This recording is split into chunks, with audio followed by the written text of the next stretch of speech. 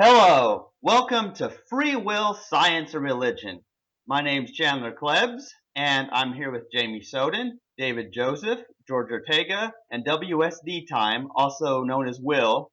And today we're going to be talking a little bit about the subject of abortion. It's a very controversial topic, and we kind of got into it before the podcast, and so we're doing a podcast on this, and we can tie it to the belief in free will and the differences in how we each view abortion, and also perhaps the causes of why we view it that way. And since I'm just starting out introducing this podcast, I want to mention the most important point of all is that we do not judge or blame women who have had abortions. That's the first thing that people need to know. And I understand that every action, every choice, everything that ever happens is causally determined. It is forced.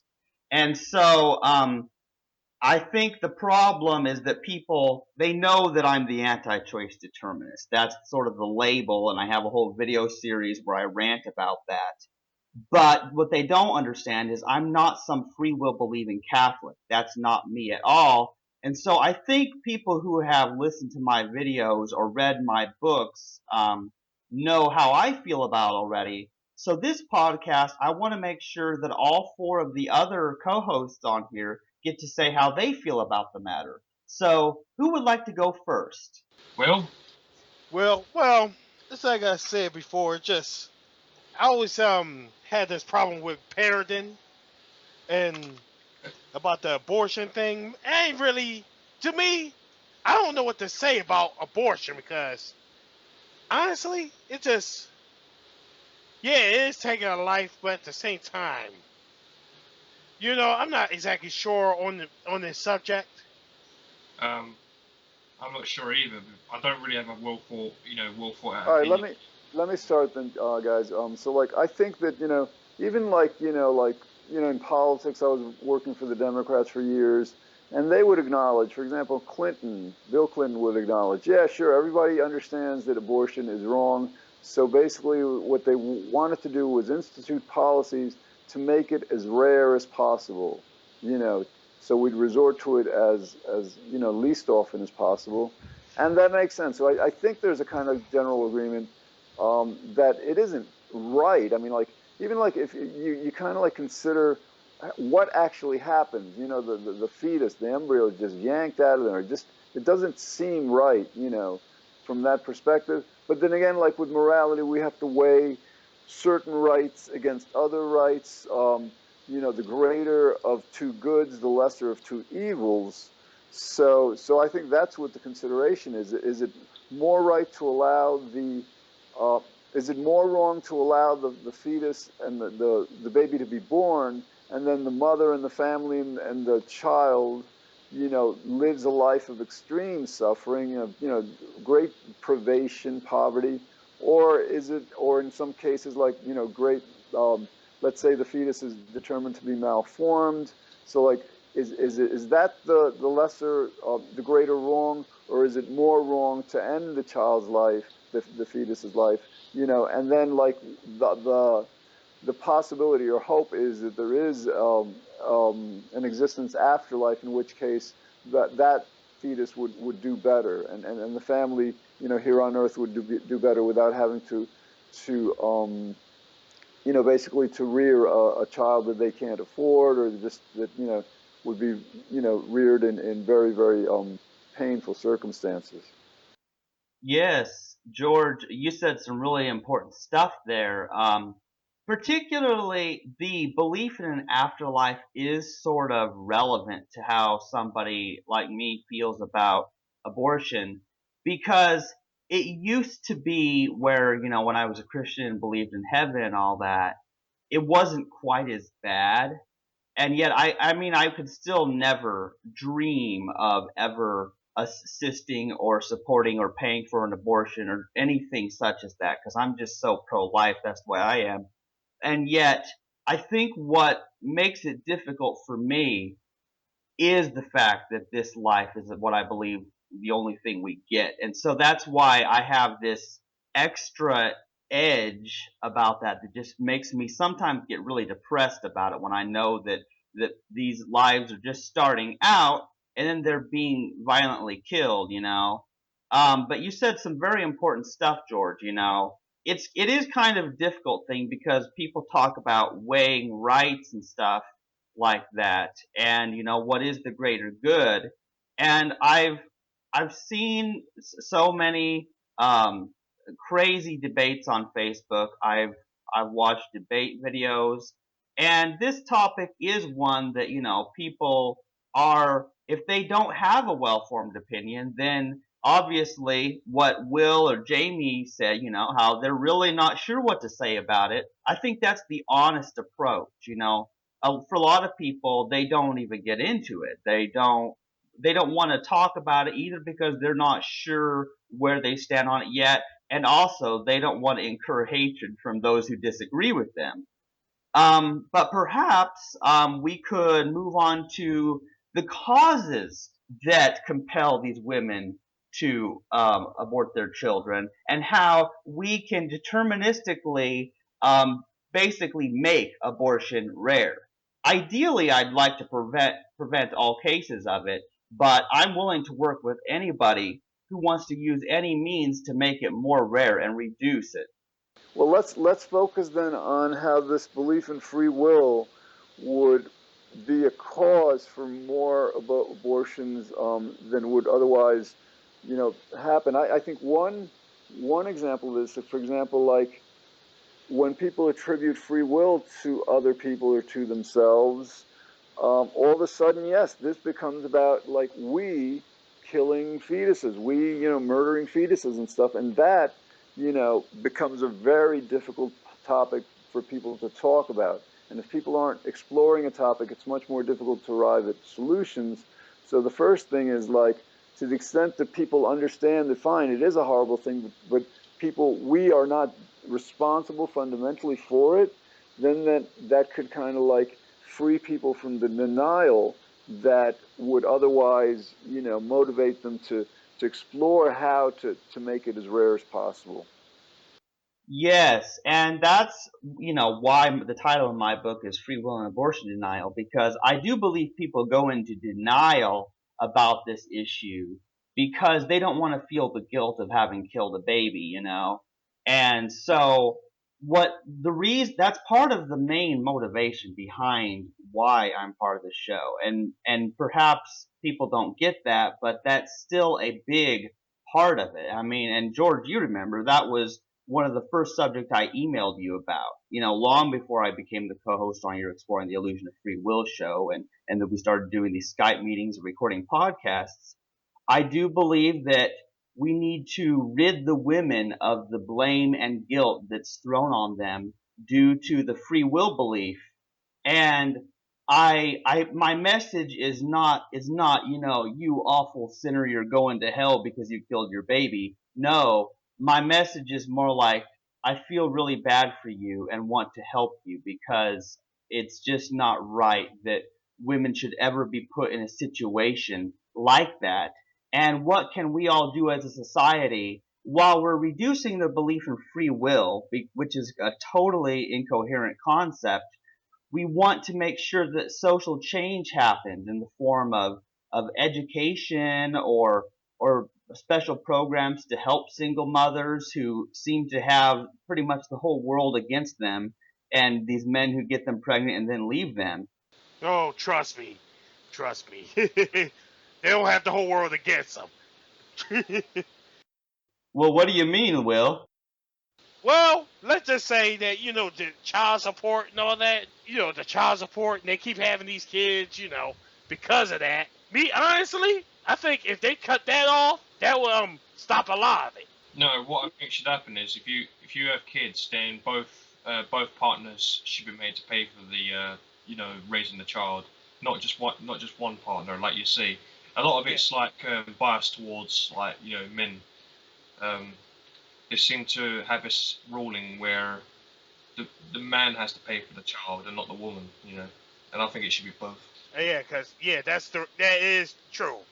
dude, like I said, if the guy had to have the kid, then trust me, they pay child support, and they say there's no debtor's law, no debtor's prison. Yeah, right. Don't miss a payment in that child support. So, Will, let me make sure I understand this. Are you saying that men want these women to abort so that they don't have to pay child support? Actually, I feel that no, it's not what I'm saying at all. I feel that the government, this is not really the man's fault, because sometimes when these dudes have these kids, they don't want to have these kids. Trust me, I know. Yeah, no, I think your point is very valid. I think a lot of Yeah, men they don't actually want to just have these kids. a This lot most of of the time the women just have them because they can pin the exactly. blame on something. Yeah, the men don't want a lot of times the men aren't married to the women. They don't want to raise a child, Exactly. or absolutely. Yeah. And they get pressured into it sometimes. Yeah, it's not a black and white thing. But I do Yeah. think if you're gonna have a child, then both the male and female should be made to pay for the child. It's not fair that Mhm. men are the only ones who have to pay child support. Trust me. Yeah, look it up. It's not as black and white as most people think it is. When the person walks out, it's because more likely it's because of the woman, and the dude doesn't want to deal with the crap, and they just do the bare minimum. Because, like I said, half of those kids that I talked to, they didn't want to have that kid. They wasn't raised for that kid. And this is actually heavily related into the free will topic in an extreme way, because the reason that people are having these children, the reason women get pregnant, is not because they're choosing of their free will to get pregnant. That's not how it happens, but because for whatever reason, almost all the animals on the planet are biologically driven to have sex for whatever reason. I never quite got it. And since the To effect, reproduce. yes, the reproduction, and and so the Was why we Only don't have. difference between the animals is they'll do it just to reproduce. They don't do it just for pleasure, like we. yeah, well, it's very It's interesting. ultimately, I mean, we're compelled to reproduce. That's human nature. Right. So what we're saying is that this is a compelled by nature sort of thing. This isn't people choosing to conceive children and then choosing to kill them. That's not exactly how it works. It's just that some people like me are sort of like, well, I know that, that's the way children get conceived, and that has a lot to do with why I'm still a virgin. All right, I've got a Mm, question, guys. All right, so like, let's say tomorrow everybody, understands that nobody has a free will. Might, David, I want to hear your input on this. If that happens, you know, would that maybe be used by a lot more people as an excuse to have abortions? In other words, like they're saying, well, it's not really my fault. This is what like the universe is kind of like leading me to want to do. Yeah, that's a tricky one. I'm kind of on the fence about this one. I think I could be considered pro-choice, I think it's called. Um, but for me, it matters at what stage the abortion has taken place. So I'm not sure what the legal requirements are in USA. If it's 16 weeks or 18 weeks or something like that. But I think around that time is kind of like the legal limit in most countries. So sorry, go ahead. Yeah, David, so that's very interesting. So what's your criteria? In other words, like what happens, let's say, between the first month of the term and whatever, month you believe that, after that, the abortion would be wrong? Yeah, this is the thing. This is why I'm kind of on the fence about this. I'm not entirely sure how to define what would be considered too late or what would be considered early enough. It is How a to? touchy subject, isn't it? Yeah, I mean, yes. This is at what why point this do we? podcast is so hard to discuss. Right. That's So why I discussed abortion, because in the past, when I mentioned my opinions on abortion, I've been called a bloodlusted fool, for saying, I think in certain cases, abortion can be, how can I put it? Well, not exactly justified, but more along the lines of understandable. Yeah, I mean, there can be situations where a woman can be in danger. Her health can be at risk due Exactly. to carrying a baby. So In that Mhm. case, David, an abortion might be recommended. yeah, David, it seems like your criteria may be, and I don't know enough about the development of the embryo to know definitively, but like it may be that your criteria is like when the fetus becomes conscious. You know, it might be Right. like when it's right, first conceived, there's no consciousness. Right. Exactly. Exactly. So, like like an hour after people have had sex, I don't think if you take the morning after pill, I mean, is that an abortion technically? Or, I mean, I guess it is because you're aborting the chance of reproducing another human being. So, I guess even just taking the morning after pill would technically be an abortion. But Yes. I definitely wouldn't ascribe, you know, um, what you're doing to be getting rid of another life at that point. So. I don't think abortion should be done on the basis of what gender the child is or what what disability they have. But UKIP, there was a doctor from UKIP a while back, or he was a supporter of UKIP at least. He said he wanted to abort babies that had disabilities or something, didn't he? Right. Yeah. That wouldn't surprise me. That wouldn't surprise me. Yeah. All right, so Chandler, let me ask you. So like, let's say how do we counter that? In other words, like if people tomorrow, everyone understood that free will is an illusion, and people began to feel, well, it's not my fault. This is what the universe is making me do. How do we minimize the abortions in that case? Because on the one hand, understanding that we don't have a free will basically frees people from this denial.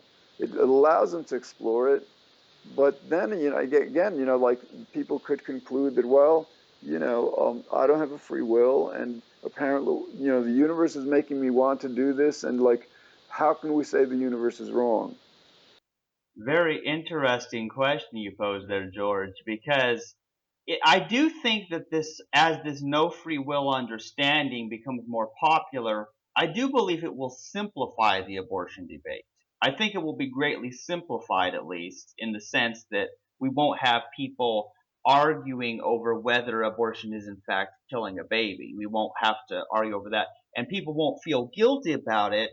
But yes, a lot of people, they will be saying, well, the universe is, compelling me to have an abortion because I don't want this child in my body at this time, or something like that. So how to counter that is interesting, because like how you phrased it, like how can we say that the universe is wrong? And well, that's a little bit weird because I mean, I'm not exactly, I'm not pantheist exactly. I don't really find a problem with saying that the current events, the way things are wrong. And it gets into the whole, morality, like, subjective, objective morality, who says what's right or wrong. And so I, I think the whole morality thing was probably a topic for a later podcast.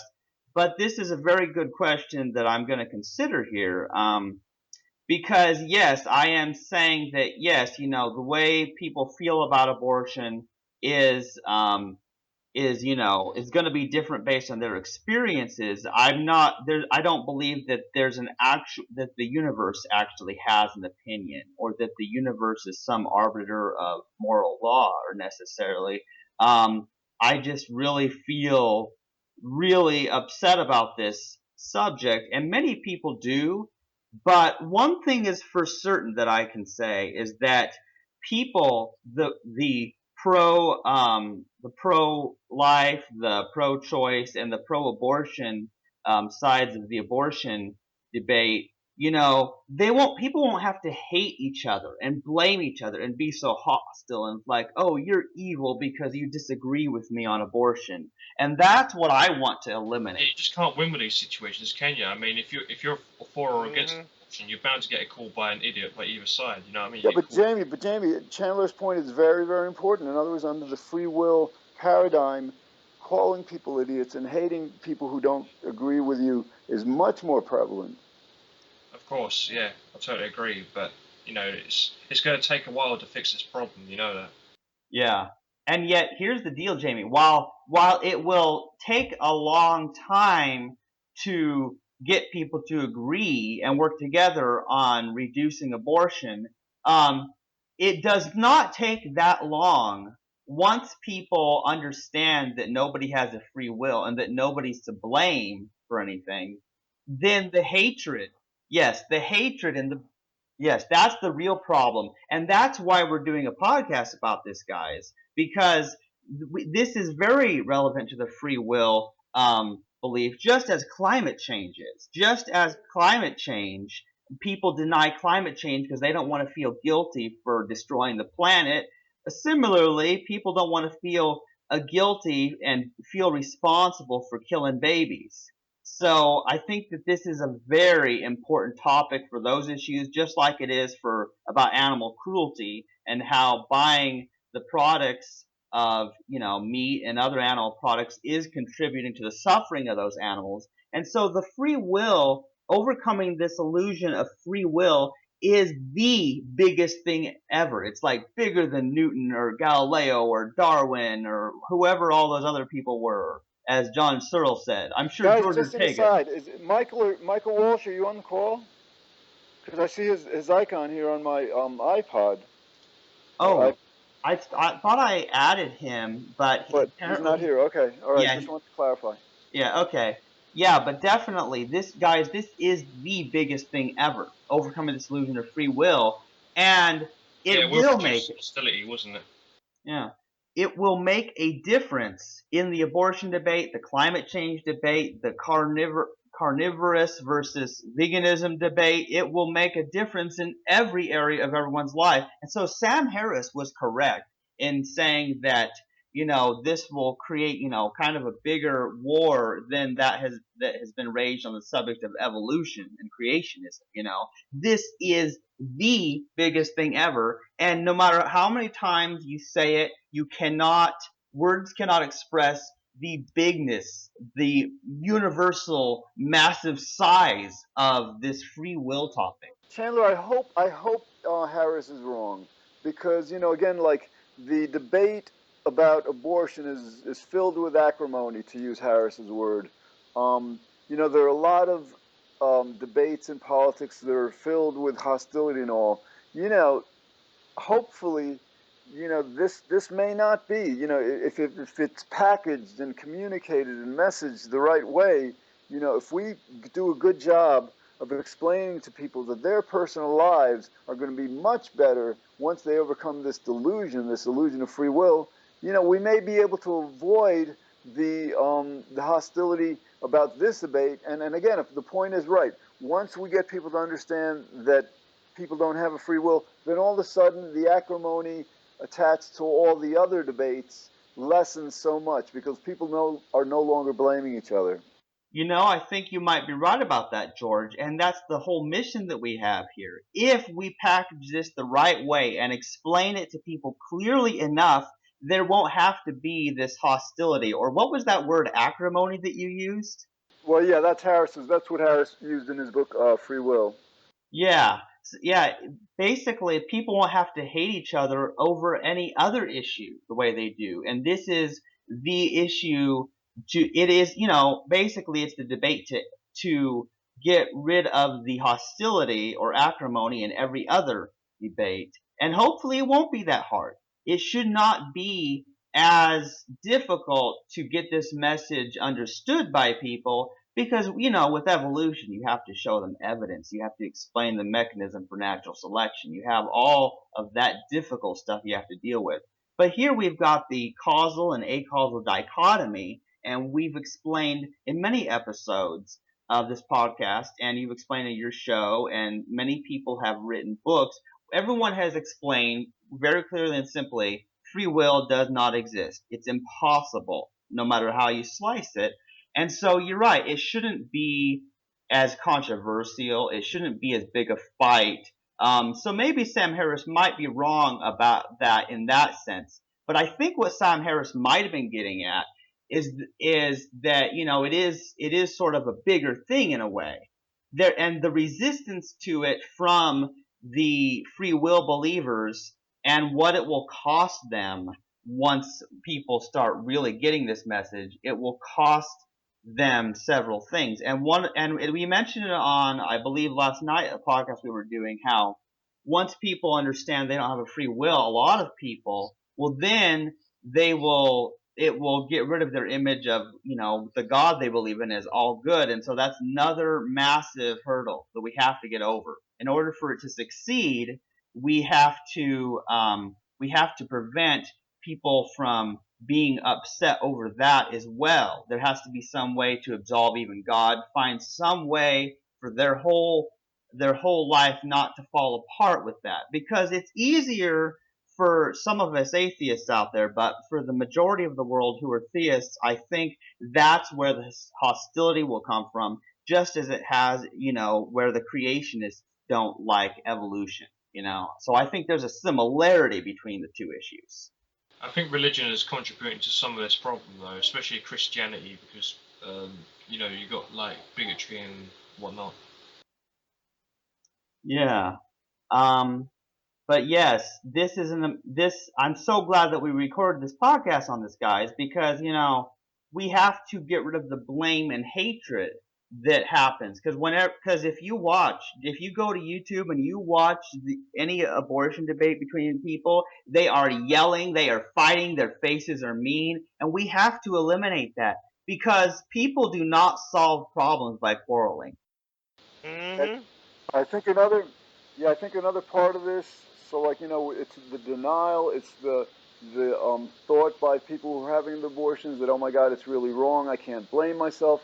And like I think what you just alluded to is like, yeah, people will keep this very quiet. The fact that they're considering an abortion, the fact that they're having one, the fact that they did have one, they don't want anyone to know because of this free will belief. Because like they fear that if people know, then they're going to get a lot of animosity directed their way. So again, like this is a third benefit of overcoming the free will belief, that to the extent people are not feeling guilty or indicted by this, they will, perhaps even like before having the abortion, talk to people about it, and maybe people can like convince them not to have it, or maybe as people come out, and talk about it more, the discussion will just be advanced, to a better understanding of how to prevent it. You're right, George. That's a very important point, because it's also hard to solve problems when people are keeping their struggles secret because they're afraid of people judging them. And just like Jamie has thanked me multiple times, for not judging him and assuming false things about him, because a lot of people judge him and all that sort of stuff about various things. And I think that this approach needs to be taken with other people. If they know that we're not blaming them, that we're not hating them, we're not judging them, we're not making fun of them, once they understand that, they will talk with us openly and honest about not just abortion, but every struggle it is. Any problem they have, if they have a friend that they trust, that they can talk to, that friend can offer their help. Whereas even, those who have the time and the talent and the money even to help people with what their problem is in their life, if those people don't let them know that they need help, how can their friends help them? All Yeah, right, so they can something that's open up really for that related. little to no friction, basically. So something that's related to all this, for example, is that like here in the United States and other parts of the world, many people are theistic. They believe in God. So to the extent we're telling them that like they don't have a free will, and we're kind of like positing or concluding that abortion is wrong, it's evil, it's murder, whatever, then in the minds of many people, they're going to say, well, if it's not our fault, it has to be God's fault. The question becomes, how do we message this in a way that people can accept that yes, God has made people do this. Now, George, that's a very interesting thing. And we're at our 30-minute mark, so I think that's a good thought to end this episode on. And one that we will probably revisit is how to absolve God about the evil and suffering in the world. Abortion and climate change or any other suffering, that will be a topic for a later podcast. So I guess I'll end this episode pretty soon. You've been listening to Free Will, Science, and Religion with Chandler Klebs, Jamie Soden, David Joseph, George Ortega, and WSD-Time. We hope you've enjoyed this, even though this isn't the most comfortable subject to talk about in the world. So we understand if you disagree. But if you agree or disagree or have something to add, you can always contact us, and I will try to make sure that you can always email me questions as well. And if you have questions for certain people who said something, then I can make sure that they get back to you. So, okay, bye for now.